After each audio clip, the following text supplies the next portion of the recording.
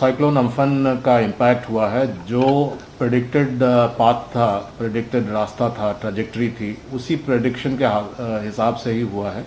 इसलिए आईएमडी जो मौसम विभाग है भारत सरकार का, वो बहुत बधाई का पात्र है, क्योंकि exactly as per the predicted track हुआ और उसी स्पीड से हुआ और उसी जगह पे हुआ जहां पर उन्होंने कहा था, उसी समय हुआ। तो उसके हिसाब से ही जो नुकसान हुआ है वो भी उसी के अनुरूप हुआ है। और जैसा कि स्वाभाविक है, जिस राज्य में ज़्यादा इम्पैक्ट हुआ है वो लैंडफॉल वाला राज्य है, वो है वेस्ट बंगाल, और वही इलाका है जिसमें लैंडफॉल हुआ है। लैंडफॉल में बता दूं कि हुआ है साउथ 24 परगना और ईस्ट मिदनापुर, अर्थात दीघा, सागर आइलैंड, काकद्वीप के आसपास। नेचुरल है कि वहाँ पर जो कच्चे मकान हैं कुछ ध्वस्त हुए हैं, और आज नेशनल क्राइसिस मैनेजमेंट कमेटी की बैठक हुई कैबिनेट सेक्रेटरी की अध्यक्षता में, और उसमें चीफ सेक्रेटरी पश्चिम बंगाल उपस्थित थे वीडियो कॉन्फ्रेंसिंग के माध्यम से, और उड़ीसा के भी चीफ सेक्रेटरी और उनकी टीम उपलब्ध थी, और उन्होंने अपने यहाँ के नुकसान के बारे में तफसील से ब्यौरा दिया है। वो ब्यौरा नोट कर लिया गया है, और यही कहा जा सकता है कि जो भी नुकसान हुआ है वो ज़्यादा मात्रा में अगर हुआ है तो पश्चिम बंगाल में हुआ है, उड़ीसा के बनस्पत उड़ीसा में कम नुकसान हुआ है।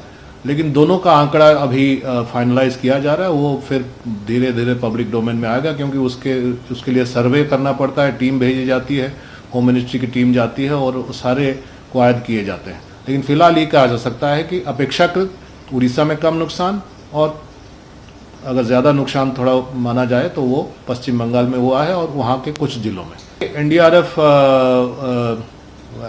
वो अपने एसओपी के हिसाब से स्टेट गवर्नमेंट और लोकल एडमिनिस्ट्रेशन के डिस्पोजल पर जाती है, तो अब उसके डिस्पोजल पर है। और आज भी कैबिनेट सेक्रेटरी महोदय ने बड़ा स्पष्ट किया कि आपके डिस्पोजल पर, स्टेट गवर्नमेंट को कहा कि आपके डिस्पोजल पर हमारी टीमें हैं, एनडीआरएफ की टीमें भी हैं। और जो अभी जो रेस्टोरेशन का काम है उसमें पहला काम हो रहा है कि रास्ते क्लियर किए जा रहे हैं। पेड़ जो गिरकर कटे पड़े हुए हैं उनको काटा जा रहा है, क्लियर किया जा रहा है, ताकि रास्ते और आवागमन जो है शुरुआत हो सके। आवागमन के साथ साथ बिजली की समस्या है, जैसे साउथ 24 परगना में बिजली जो है ठप है, क्योंकि पोल्स गिर गए हैं या तार टूट गए हैं, तो उसके रेस्टोरेशन में भी काम शुरू होने वाला है। इस पर भी अगर ज़रूरत पड़ेगा तो एनडीआरएफ की टीमें साथ रहेंगी। और जनरल जो इवैक्यूएशन हुआ था उसमें लोगों को इवैक्यूएशन में मदद की गई थी एनडीआरएफ की टीमों द्वारा, तो जब लौट कर आएंगे तो उसमें मदद करेंगे। लेकिन बीच का जो समय है वो ये है कि साइक्लोन शेल्टर में वो लोग रहेंगे, तो कोविड का समय है, तो उसमें जो सोशल डिस्टेंसिंग और सैनिटाइजेशन का प्रोटोकॉल ऑब्जर्व करना है, उसके लिए भी एनडीआरएफ की टीमें वहाँ मदद कर रही हैं, सैनिटाइजेशन में भी मदद कर रही हैं। बहुत ही चैलेंजिंग रहा, बिकॉज इसका अनुभव तो पहले तो है नहीं, तो ये एक अभूतपूर्व सिचुएशन है, अनप्रेसिडेंटेड सिचुएशन है, और इसलिए एक नया अनुभव है, क्योंकि दो चैलेंज एक साथ टैकल करने पड़ रहे हैं। लेकिन अच्छी बात यह है कि हम लोगों ने मानसून के मद्देनज़र ये मानकर हम लोग तैयारी कर रहे थे कि जब भी मानसून और बाढ़ आएगा, मानसून के पीछे पीछे बाढ़ आता है भारत में, तो उस वक्त बाढ़ के समय में कोविड भी प्रासंगिक ही रहेगा, अब कोविड ख़त्म नहीं हुआ होगा।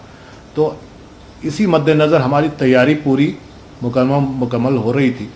तो मुझे लगता है कि वो तैयारी इसमें काम आई, और उसी तैयारियों को थोड़ा सा और पैना किया गया, अच्छा बेहतर किया गया, ताकि साइक्लोन के साथ भी हम लोग डील कर सकें। लेकिन हाँ, ये एक चैलेंजिंग प्रोस्पेक्ट है, चैलेंजिंग कार्य है, लेकिन हमारे जो ट्रूप्स हैं ग्राउंड पे, वो लोग बहुत उत्साहित हैं, बहुत अनुभवी हैं और बहुत स्किलफुल हैं,